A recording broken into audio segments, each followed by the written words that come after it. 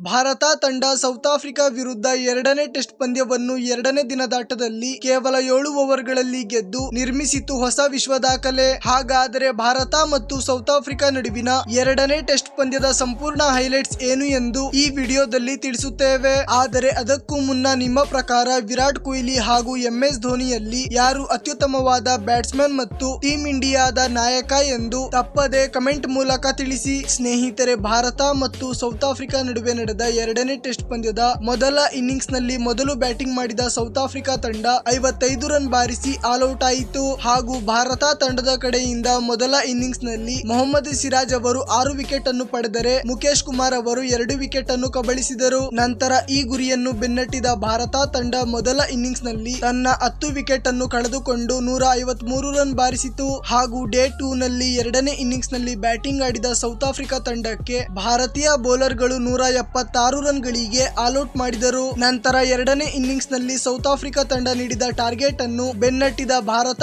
ತಂಡ ಅದ್ಭುತವಾದ ಬ್ಯಾಟಿಂಗ್ ಅನ್ನು ಆಡುವ ಮೂಲಕ ಎರಡನೇ ಟೆಸ್ಟ್ ಪಂದ್ಯವನ್ನು ಬಹಳ ಸುಲಭವಾಗಿ 7 ವಿಕೆಟ್ ನಿಂದ ಗೆದ್ದುಕೊಂಡಿತು. ಸ್ನೇಹಿತರೆ, ನಿಮ್ಮ ಪ್ರಕಾರ ಎರಡನೇ ಟೆಸ್ಟ್ ಪಂದ್ಯವನ್ನು ಭಾರತ ತಂಡ ಗೆಲ್ಲಲು ಮುಖ್ಯವಾದ ಕಾರಣವೇನೆಂದು ಕಮೆಂಟ್ ಮೂಲಕ ತಿಳಿಸಿ.